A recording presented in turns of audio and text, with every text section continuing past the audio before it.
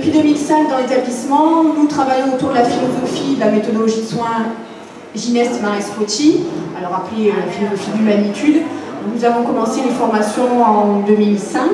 Nous avons formé pratiquement l'intégralité du personnel. Et ce qui est très intéressant, c'est qu'il y a le personnel de soins qui a été formé, mais pas que, puisqu'effectivement, c'est une philosophie qui, comme son nom l'indique, a vocation à rayonner dans tous les services.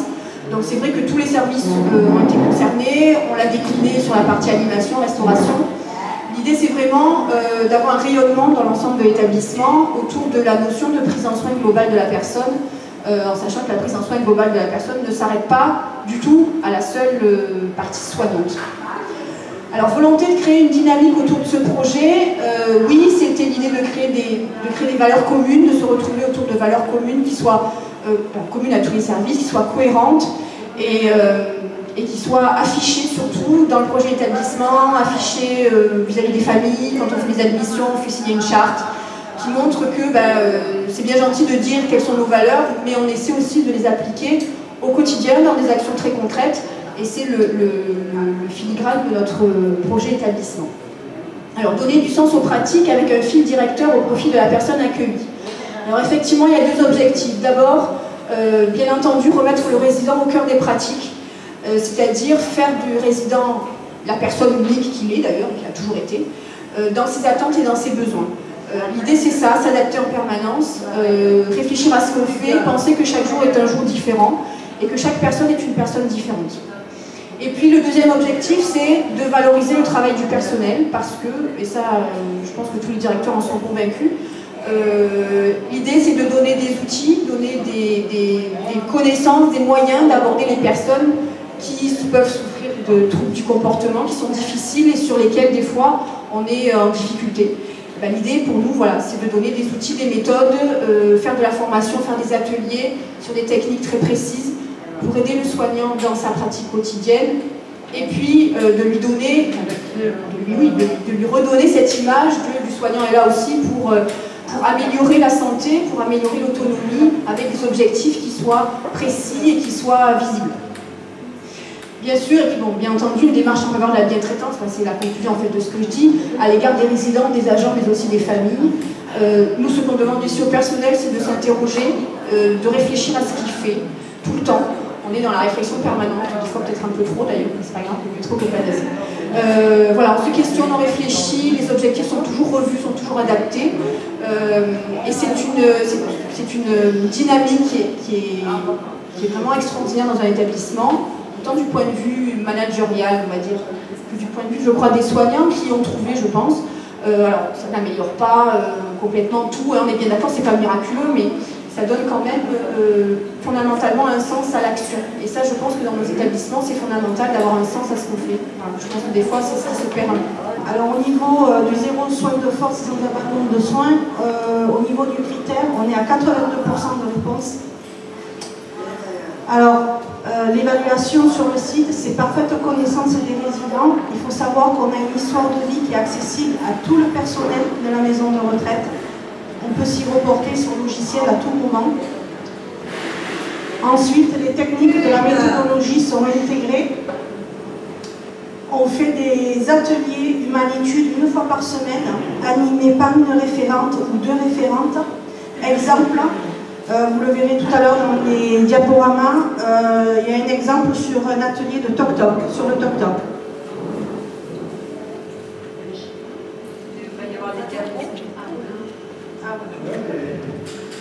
Ensuite, on a fait aussi des ateliers sur le drap de glisse. Et puis, on travaille aussi sur le report de soins, la toilette séquentielle avec traçabilité sur le logiciel. Voilà. Alors moi je prends la suite avec donc, le respect de la singularité et de l'intimité de la personne. Donc bon, à ce niveau-là, il y a eu donc il y a surtout des projets d'accompagnement personnalisés donc, qui sont mis en place pour chaque résident. Donc essentiellement ils sont gérés par la psychologue. On a une psychologue à temps plein donc, qui s'occupe de ça. Le suivi s'effectue par une référente. Donc une fois par an, le projet de vie est mis en place et tous les 6 mois, donc on va essayer de réévaluer si l'objectif a été atteint, si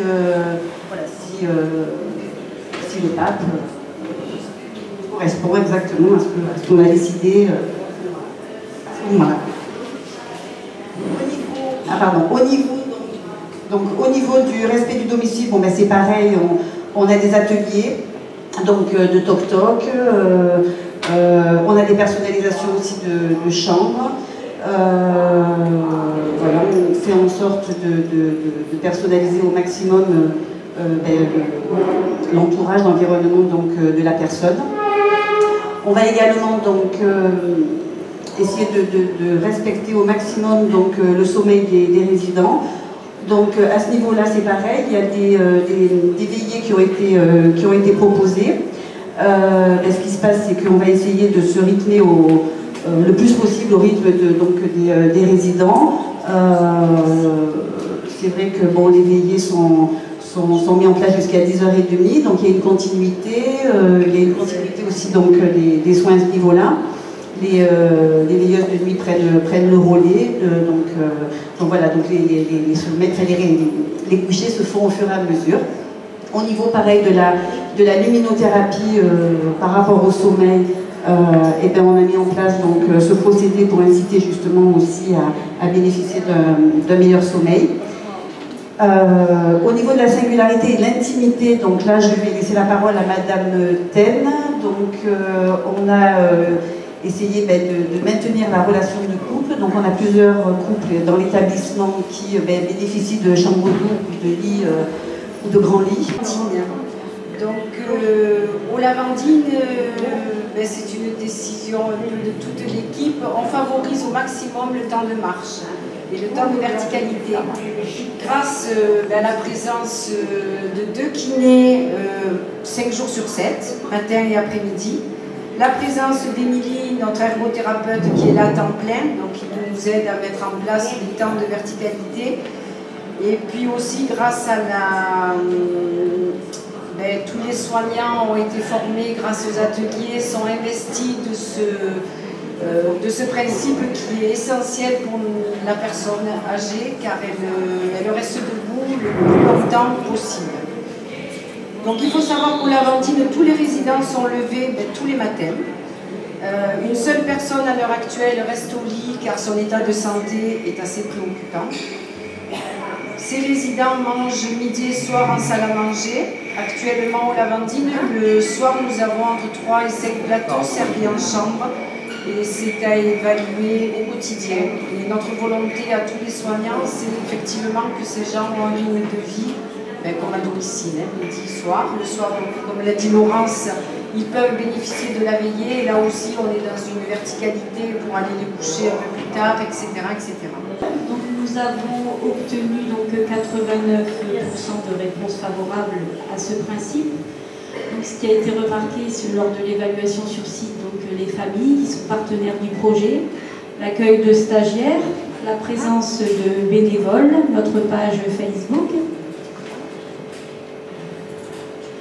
Donc voilà quelques illustrations avec l'intervention de bénévoles, l'association Trait d'Union avec la présence de Madame Gervais.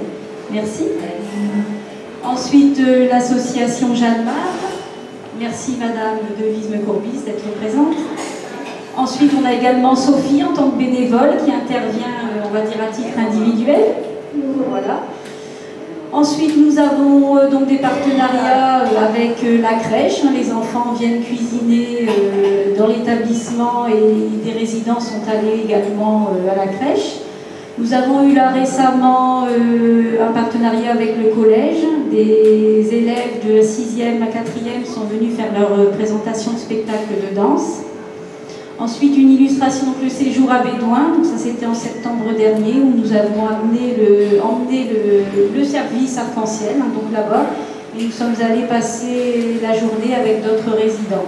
Lieu de vie apprécié par les résidents et leurs proches, ambiance calme et sereine constatée, repas apprécié et partagé, donc on fait des repas partagés depuis à peu près 6 ans, un animations variées, sorties individuelles et collectives avec le séjour de vacances qui a été pris juste avant. Donc là, on va avoir des activités.